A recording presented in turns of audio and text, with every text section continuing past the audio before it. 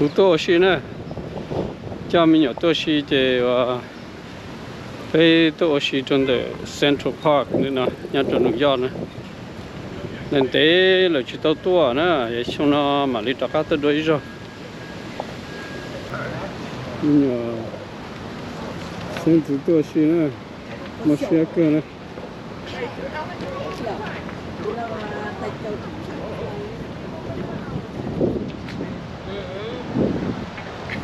Go ahead, Lyndon, go ahead.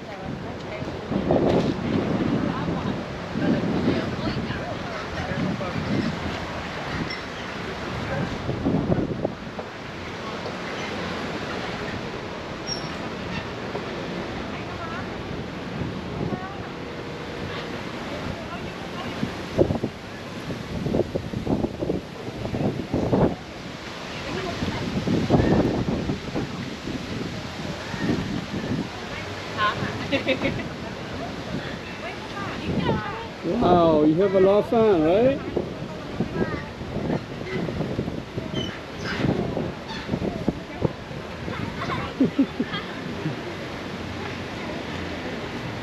Baby, slide down, slide down. Yeah, good job.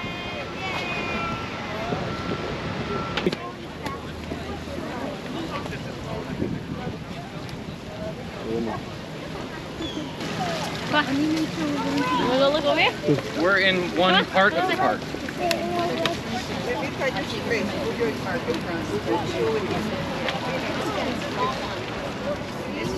Lúc pha rừng cô ta sân trò nữa hả?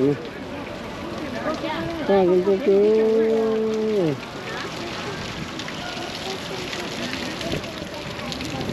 Yeah, ball. Oh, there's no balls here. Huh? Come on, wait, come on. Ủa, ít tiền phải mua. You have to be patient. Biết hết đốt ta. Be patient.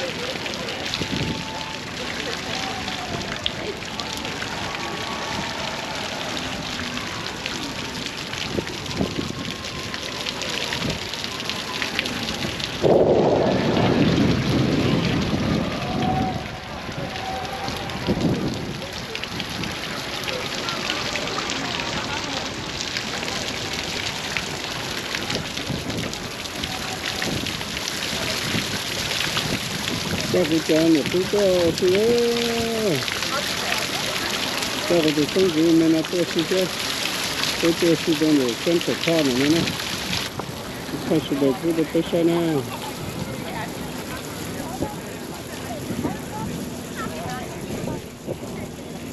Hôm nay lúc sợi cổ nè. Nhưng mà tôi thấy đứa chúng ta sinh thôi. Thì thay vì cho là mua ấy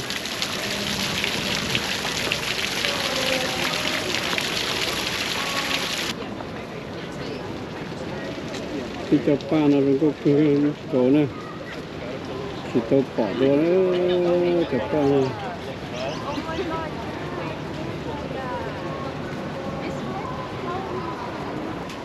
cũng có kiểu thế này.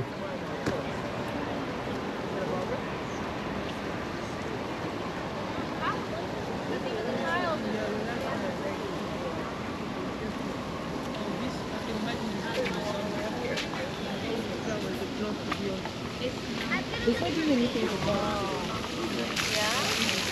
Smile. Okay, smile. No, nice smile.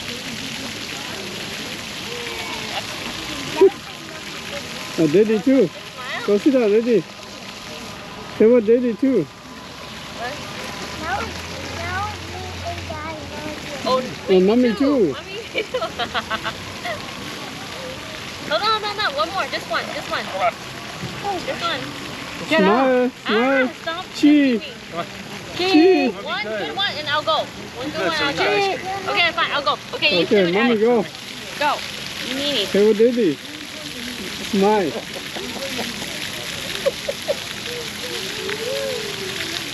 Look over here. Okay, mommy. Okay, good. Mommy too. Turn.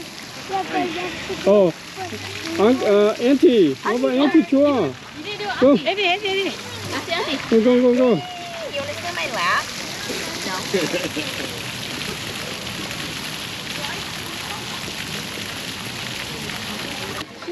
Say cheese. Baby, have to fail. Good job.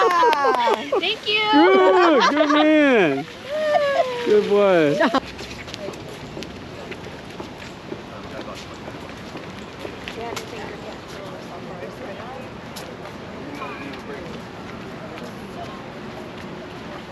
Yung si ta cho lu pa na. Ta si na je tu ya lu ko I bun tu wan thi I kia na. Thì giờ xong áp pa nên gọi chi. Thì tu pin nó lại. Thì pan ha pan đồng thì tu rò lại nữa. Cho cháu ở đây đi lại xíu. Thì bây giờ này chỉ tu bây giờ chỉ tu tu xí thôi. Bây giờ chỉ tu sai ở nó thiếu xí nhất từ lý do nó xí.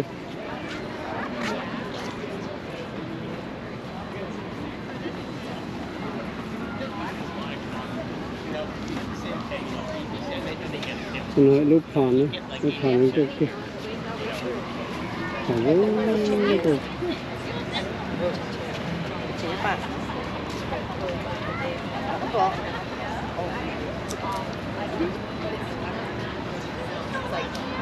Since the moment you went to her, Right, yeah, you were yeah, like, and it's just yeah. like, Mom, you've never said anything like that. I feel like You definitely got a temper. Cái to là dùng câu ta sinh ra này nè, cái này giờ chặt ba giống câu ta xử lý chân này chỉ rò nè.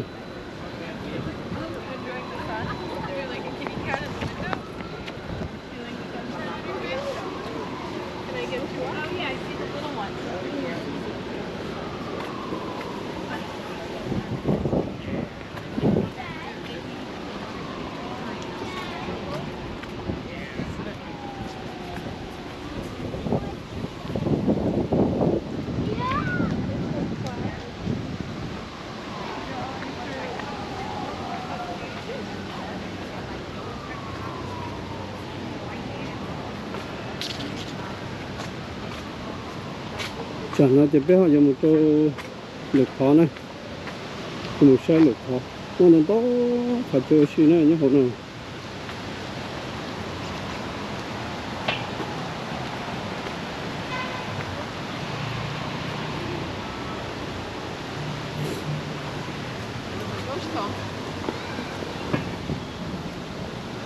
Ăn nó mà lúc có đạt thú lợi thế này.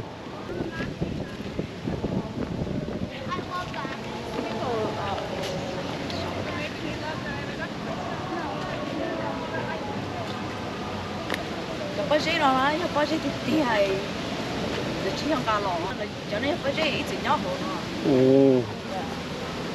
And like thôi non snow na, glaciers na, chỉ là chê, chỉ là glacier là chê cho bác sĩ na. That's how nó chỉ lên na, chỉ là chỉ lỗ lúc phao na.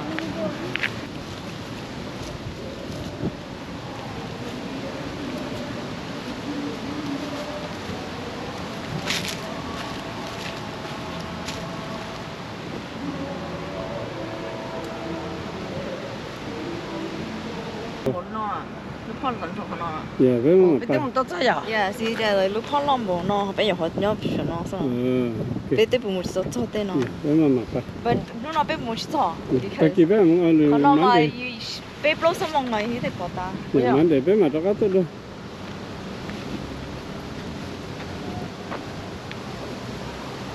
Còn nó bộ around như là mà.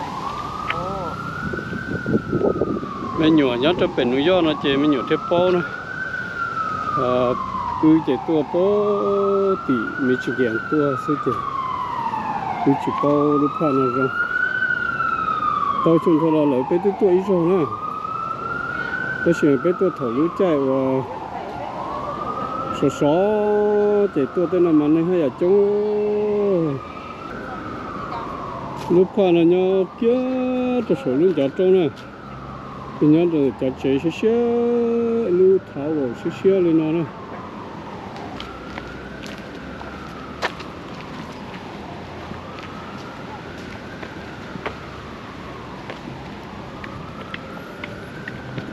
chỉ do thay mũ vị đó chị chủ yếu thayอยู่เจนไงเคยเจอตัวใช้ซินะ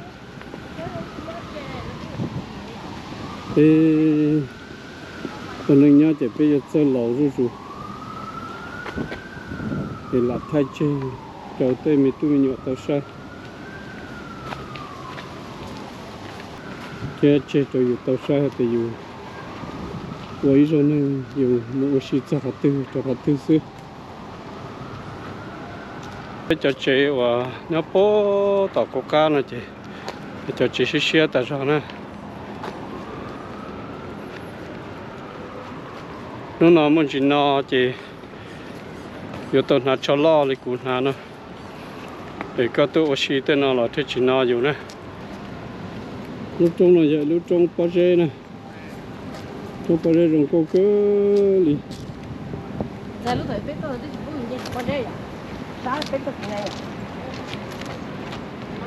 rồi biết tôi sao hồ sao vậy à cú bé của hai đứa chế xíu lo bé nó cú bé mình thì tôi chọn rồi biết tôi sao là nó nói vậy biết tôi chọn nó nó này chỉ cho to because chỉ mua the tourist store trong mostly residential thế cho nên bao nhiêu nó thì họ nuôi thổ cái gì biết thay đuôi tự nhiên lúc Ryan Park thì nó là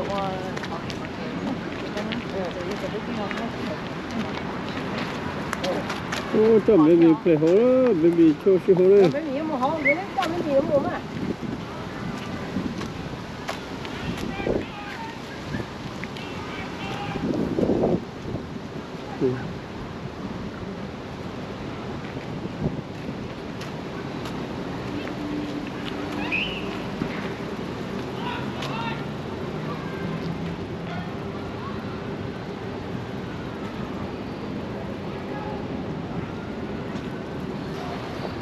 mình không có phần cho tôi xíu giá gió lên nó nè là chỉ chắp lời lên nè cái kiểu xí nhát tôi tê cho xí rồi nè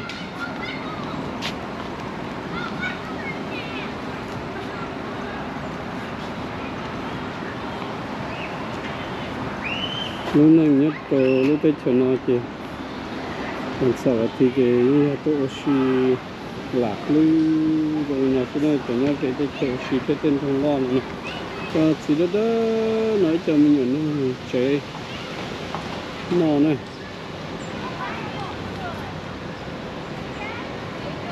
nó chế nhỏ nó chế chỉ xài dài đó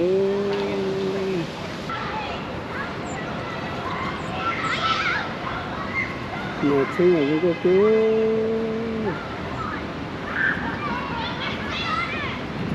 người ta tạo phong trí nè thì nó sẽ tiêu phá ổn nè tiêu phá ổn chỉ có để họ trả đây chỉ tu rồi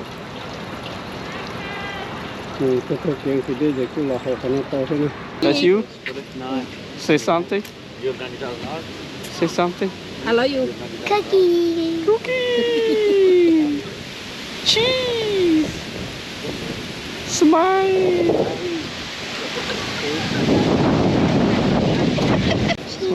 yeah. oh you see here rồi my knees hurt. Are you 80? phật tiếng hơi thế này là phật tiếng ý chơi để điện hai có chơi như em thôi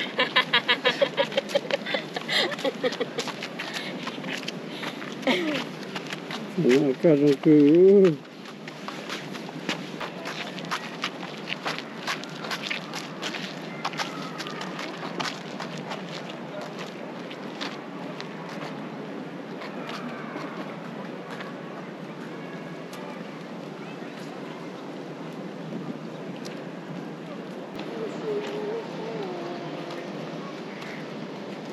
Kuam Vaj Channel